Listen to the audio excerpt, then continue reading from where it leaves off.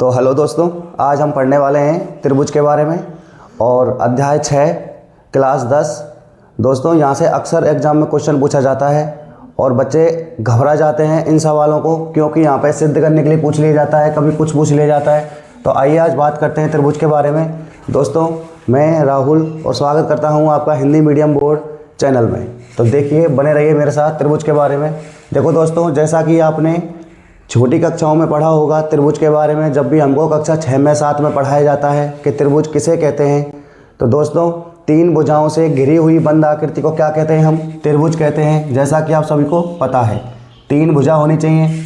अब देखो मैंने 3 भुजा बना दी है यहाँ पे, ठीक है। इसका नामकरण भी कर देता हूँ, ABC लिख देता हूँ। चलो, तो त्रिभुज 3 भुजाओं से बंद घिरी आकृति को क्या कहते हैं? त्रिभुज कहते हैं। अब दोस्तों देखो, जो हमने कक्षा 10 के लेवल से पढ़ना है त्रिभुज को, तो यहाँ पे हम बात करेंगे त्रिभुज की समरूपता के बारे में और सर्वांग समता के बारे में।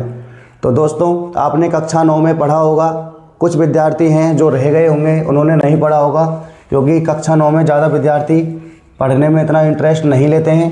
तो देखो, जिन्होंने अभी नहीं पढ़ा है उनके बारे में मैं बता देता हूँ। समरूपता यानी कि समरूप त्रिभुज क्या होंगे, और एक होते हैं दोस्तों हमारे पास सर्वांग समता, उसके बारे में हम बाद में चर्चा करेंगे।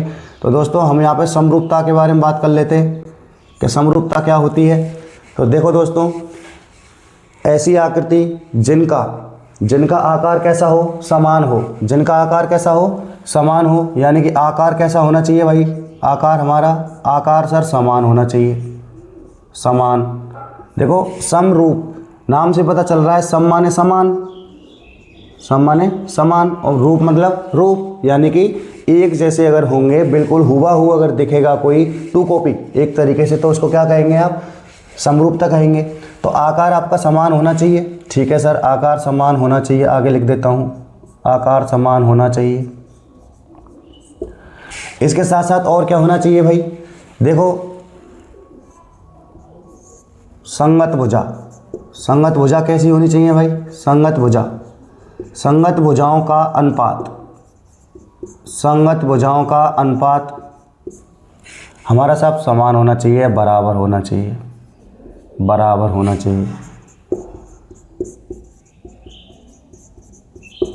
और क्या होना चाहिए भाई? संगत कोण भी बराबर होने चाहिए।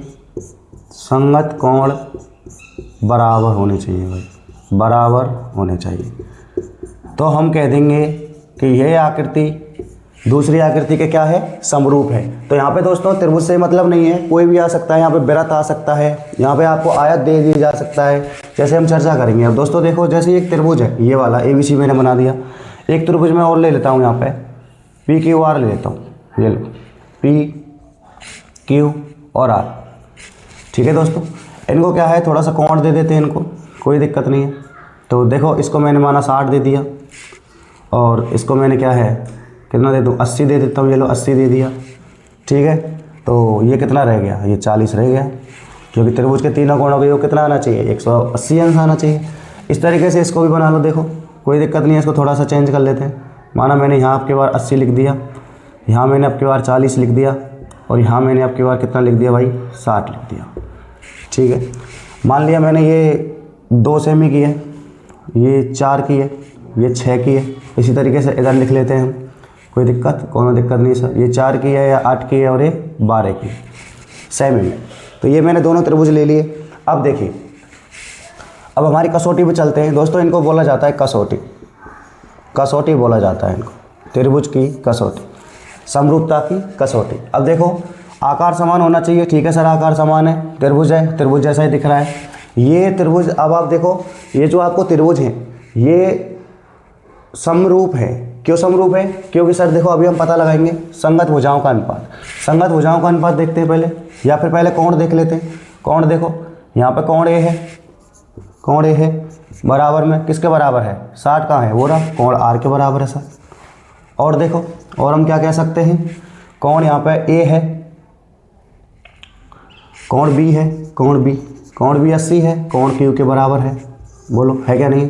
और कह सकते हैं कि जो हमारा कोण C है, कोण C किसके बराबर है भाई? कोण P के बराबर है। ठीक है सर, हमारे कोण कैसे आ गए? बराबर आ गए। अच्छा, उसको भी ले लो, संगत भुजाओं को। देखो संगत भुजाओं या ए बी के संगत क्या है, पी क्यू है। तो ए बी बटे पी क्यू। तो ए बी का मान कितना है, ए बी का मान है सर 2, पी क्यू का मान कितना है, पी क्यू का मान है 4। तो ये लो 4, 2 से ये कट गया, 2 से ये कट गया, तो देखो 1/2 आ गया। ठीक है, और ले लो संगत भुजा, इसको ले लो ए सी को। देखो ए सी लिखा मैंने यहाँ पे, ए सी बटे में क्या है, ए सी के संगत भुजा कौन सी है वहाँ पे, पी आर। तो पी आर ले लिया, ये लो पी आर बराबर में कितना है मान, ए बी का मान कितना है, ए सी का 4 है सर, 4 ऊपर लिख दिया। पी आर का कितना है, पी आर का 8 है। देखो 4 से ये कट गया, 4 से ये कट गया, 1/2। इसी प्रकार से हमारी जो तीसरी भुजा है उसको भी ले लेते हैं बी सी को। तो बी सी के कितनी है, बी सी बटे क्यू आर बराबर कितनी है सर, 6/12। इनको भी 6 से काट लिया तो 1/2 आ गया। अब आप देखेंगे यहाँ पे जो हमारी संगत भुजाएं हैं, संगत भुजाओं का जो हमारा क्या है, जो मान है वो कैसा आ रहा है, बराबर आ रहा है। यहाँ पे कोण भी कैसे आ रहे हैं सर, बराबर आ रहे हैं। तो हम कह देंगे कि जो हमारा त्रिभुज है कौन सा, ए बी सी, जो हमारा त्रिभुज है ए बी सी वो सर समरूप है। क्या है, समरूप है। अच्छा, समरूप का चिन्ह नहीं बताया मैंने आपको। देखो जो समरूप का चिन्ह होता है ना दोस्तों, वो होता है कुछ इस तरीके से। समरूप है किसके, त्रिभुज पी क्यू आर के।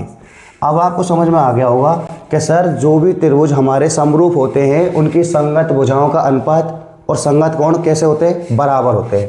तो ठीक है दोस्तों, यहाँ तक हमारी बात हो गई। ये हमने दोनों त्रिभुज कैसे कर दिए भाई, समरूप कर दिए। दोस्तों इसलिए बता रहे हैं कि आगे जो सवाल हमारे सॉल्व होंगे वो इसी तरीके से होंगे। जो आपको जो 6 प्रश्नावली जो उन बच्चों को कठिन लगती है वो इसी के कारण लगती है। यहाँ पे हम दोस्तों बात कर लेते हैं सर्वांग समता के बारे में। सर्वांग समता के बारे में बात करते हैं। ये क्या है भाई, सर्वांग समता में देखो दोस्तों, जैसे हम समरूपता में बता रहे थे कि आकार समान होना चाहिए और संगत भुजाओं का अनुपात कैसा होना चाहिए, बराबर होना चाहिए।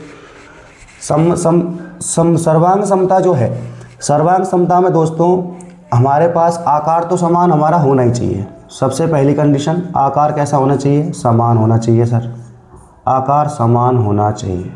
ठीक है सर, आकार समान हो जाएगा, ठीक है। लेकिन आकार के साथ साथ इसका आमाप भी समान होना चाहिए। आमाप बोलते हैं माप को सर। आमाप कैसा होना चाहिए, समान होना चाहिए या बराबर होना चाहिए, समान होना चाहिए। अब देखो यहाँ पे तो ये 2 सेमी की थी, यहाँ पे 4 थी, तो हमने कैसे लिया, अनुपात में लिया। लेकिन दोस्तों अब की बार हम इसे आप क्या नहीं लेंगे, बिल्कुल सेम टू सेम, बिल्कुल कॉपी होनी चाहिए। जैसे कि मैं यहाँ 2 त्रिभुज बना देता हूँ। ये लो, एक त्रिभुज तो मैंने ये बना दिया, माना ये 1 का है, ये 2 का है और इसको मैं 3 मान लेता हूँ। एक त्रिभुज मैंने ऐसे बना दिया। तो ये जो दूसरा त्रिभुज जो है 1 2 3, ये बिल्कुल इतने ही आमाप का होना चाहिए, यानी कि बिल्कुल इस त्रिभुज को उठा के इसके ऊपर रखा जा सकता है, वो है सर्वांग समता। तो देखो इस तरीके से इसका नामकरण किया था, इसका भी कर लो, ए बी सी और पी क्यू आर। देखो ये जो हमारे दोनों त्रिभुज हैं, त्रिभुज ए बी सी और त्रिभुज पी क्यू आर। तो त्रिभुज ए बी सी, तो त्रिभुज ए बी सी क्या हो जाएंगे, सर्वांग सम हो जाएंगे किसके, त्रिभुज पी क्यू आर के। इस तरीके से दोस्तों हमने ये क्या सिद्ध कर दिए, ये हमने सर्वांग सम त्रिभुज सिद्ध कर दिए। बिल्कुल कैसा होना चाहिए, सेम होना चाहिए। ये दोस्तों मैं आपको जल्दी इसलिए बता रहा हूँ ताकि आपके एग्ज़ाम नज़दीक हैं और आपको कम से कम समय में सीखने का मौका मिल जाए। तो ये हमने पढ़ा दोस्तों समरूप के बारे में और किसके बारे में, सर्वांग समता के बारे में। तो दोस्तों अब सीधा आते हैं क्वेश्चनों की तरफ। तो देखो क्वेश्चन है हमारा, एक रिक्त स्थानों की पूर्ति कीजिए, यानी रिक्त स्थानों को भर दीजिए। दोस्तों मैंने ये शॉर्टकट में लिख दिया है। अभी देखो यहाँ सबसे पहले जो सवाल है हमारा कि सभी वृत्त खाली जगह होते हैं। तो सभी वृत्त सर्वांग सम होते हैं कि समरूप होते हैं। जैसा कि हम वृत्त बना के देख लेते हैं दोस्तों। एक वृत्त हमने ये बनाया, एक वृत्त कोई बड़ा बना लिया, एक वृत्त ये बना लिया। दोस्तों कितने भी वृत्त हो आपके, जितने भी वृत्त हैं वो कैसे होते हैं दोस्तों, समरूप होते हैं, यानी कि समान आकृति के होते हैं।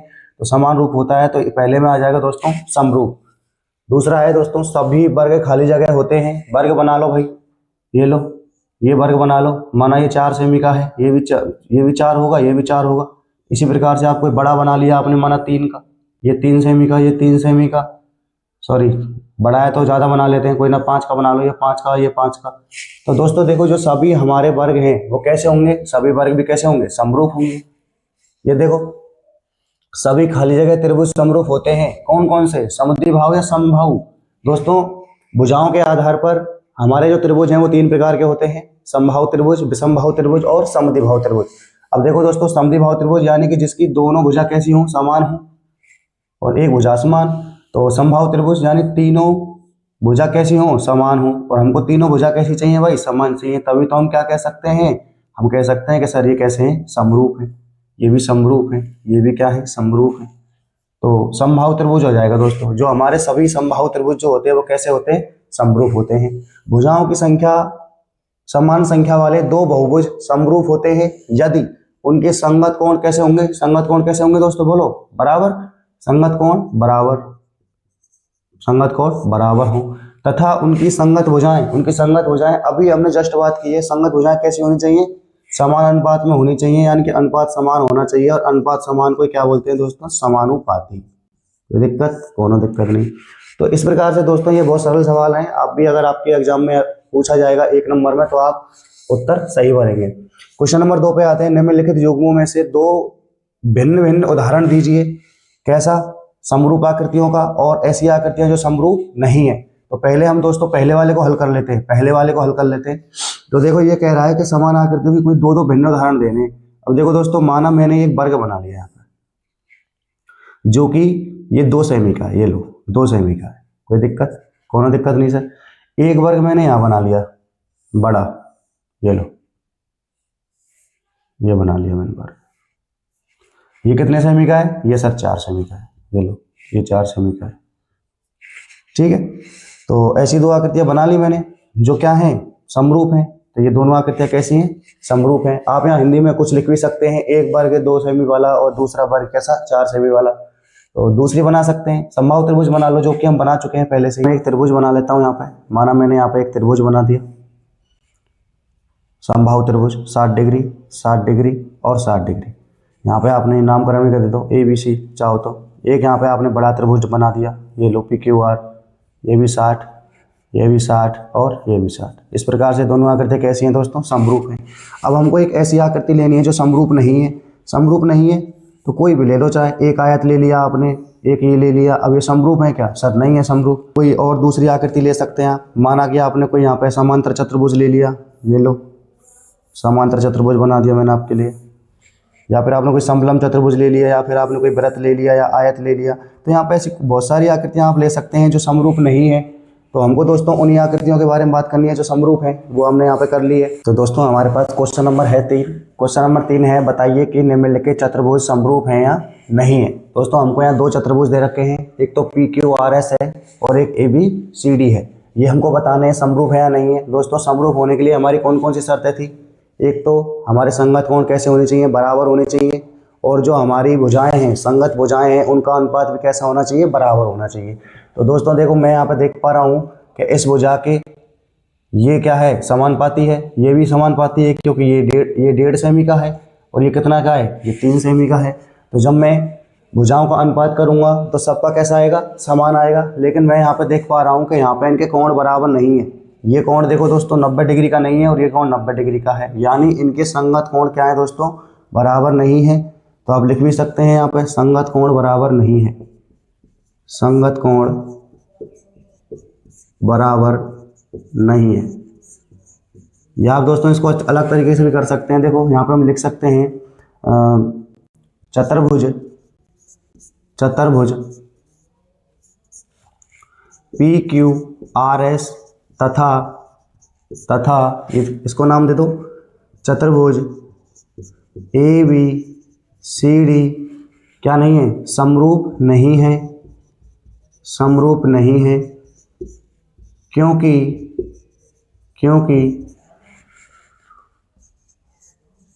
उनकी संगत भुजाओं का अनुपात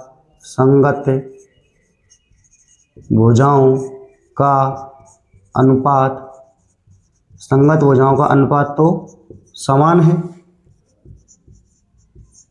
समान है। लेकिन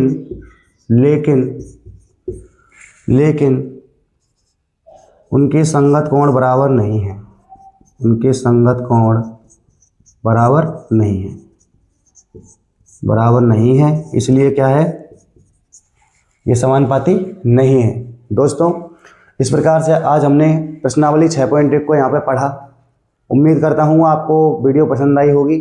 अगर आपको इससे थोड़ी सी भी हेल्प होती है तो वीडियो को लाइक करें और चैनल को सब्सक्राइब करके जाएं। अगली वीडियो प्रश्नावली 6.2 को पढ़ाएंगे, तो मिलते हैं दूसरी वीडियो में। तब तक के लिए जय हिंद दोस्तों।